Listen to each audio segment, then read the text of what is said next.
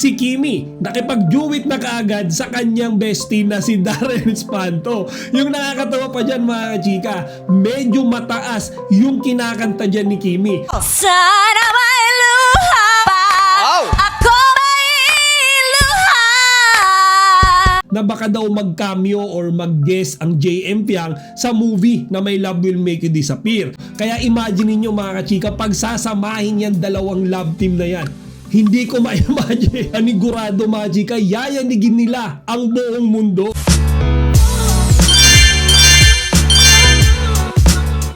Magandang araw mga chika! Ryan po ulit ang Chika Patrol! Bago tayo magsimula mga chika, inaanyahan ko muna kayong mag-subscribe dito sa ating munting channel para palagi kayong updated sa mga latest at nagte-trending na mga showbiz balita. So let's have some quick info update today mga kachika, cause I'm telling you, kung napanood nyo ang episode ng It's Showtime kanina, kumpleto na kaagad yung araw nyo dahil kay Kimi. So kanina mga kachika, for some reason ay parang naka-video okay mode or naka-singing mode ang ating Chinita Princess. Kaya nga tuwang-tuwa sa kanya mga kachika yung mga fans sa studio. So panimula pa lang mga kachika ng It's Showtime kanina, si Kimi nakipag-duet na kaagad sa kanyang bestie na si Darren Espanto. Yung nakakatawa pa dyan mga kachika, medyo mataas yung kinakanta dyan ni Kimi. To the point mga kachika, na hirap na siyang maabot. Sa ulan, masisilungan, walang malalapitan. Sana may luha pa, ako may luha. Nang mabawasan ang aking kalungkutan. So the song she's singing is Luha mga kachika, na kinanta originally ng Aegis. And alam natin mga kachika, yung mga kumakanta niyan ay yung sanay lang talaga sa biritan.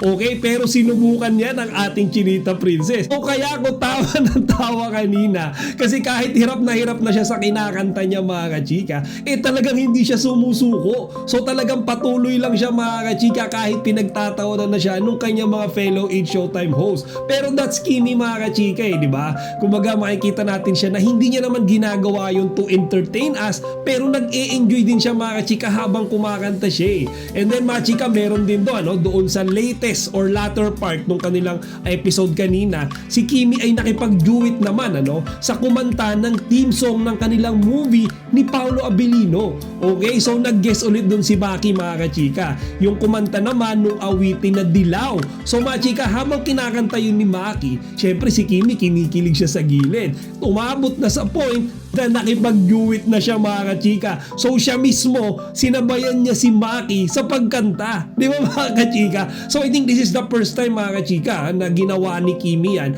Kinanta niya yung awitin or yung theme song nila ni Papi Paolo Abilino on live. Okay? Di ba nakikita natin si Maki, siya lang yung kumakanta. Tapos actually merong one time si Kimi kumanta siya pero Bisaya version. So kanina mga kachika, nakipag-duet siya. To be honest mga chika, nung exact same moment na yun, ini-imagine ko yung kasama ni Kimi kumakanta ay si Paolo. Di ba? Parang mas bagay sa kanila Kumbaga sana kung mag-guest man si Paolo, ay mabigyan sila ng pagkakataon. Yung Kim Pao na kantahin yung theme song nila na Dilaw.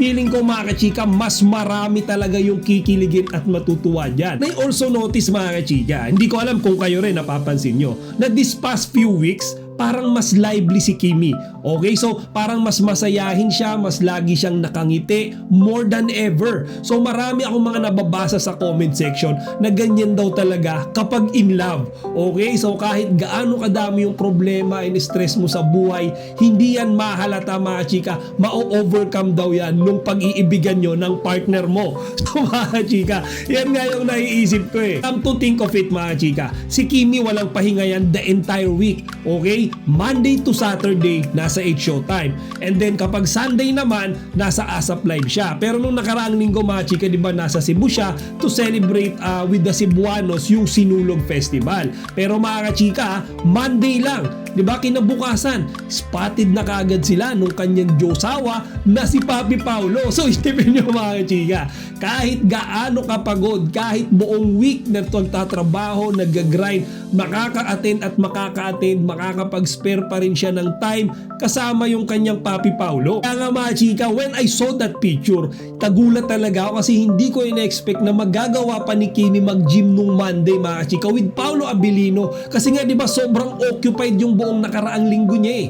So mga chika, yan talaga ang nagagawa ng power of love. Okay? So kahit na gaano ka busy si Kimi or kahit gaano man siya kapagod, tanggal yan kapag kasama niya si Paulo. And I think mga chika, this is the second time na magkasama ulit silang nag-gym ngayong taon. Di ba nga sa isang interview before, sinabi nila na sobrang busy talaga nila sa pag-shoot. Di ba? Nung kanilang movie na pagsasamahan na May Love Will Make You Disappear.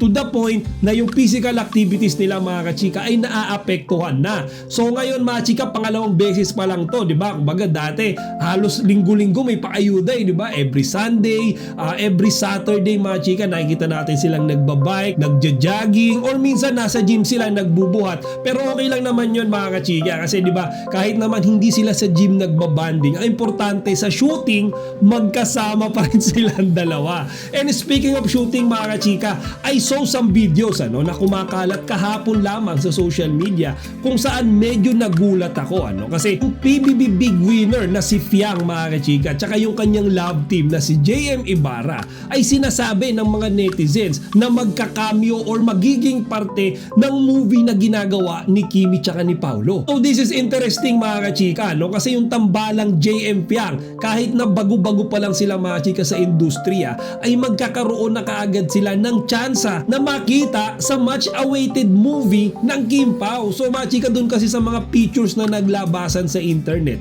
makikita natin si JM tsaka si Fiang na naglalakad mga kachika doon sa exact same location kung saan nagsushoot din ang Kim Pao. So mga chika, kaya ang dami kaagad na mga nagkaroon ng presumption. Okay? Kumbaga, haka-haka sinasabi nila na baka daw mag-cameo or mag-guest ang JM Fiang sa movie na May Love Will Make You Disappear. Eto mga chika, hindi ko pa to sigurado Ito ay usap-usapan lang ngayon sa social media. Pero kung mangyari man yan mga chika, mas lalo akong na-excite. Okay? Kasi yung JM Fiang, sobrang laki rin ng fanbase niyan mga chika, lalo na si Fiang Smith. And then yung Kim Pao, of course, worldwide ang fanbase niyan mga chika. So buong mundo talagang walang hindi nakakilala kay Kimi tsaka kay Paulo. Kaya imagine niyo mga kachika, pag sasamahin yan dalawang love team na yan, hindi ko ma-imagine, anigurado mga chika, yayanigin nila ang buong mundo. No offense to mga chika sa mga Katden fans dyan kasi may nabasa ako sa comment section doon,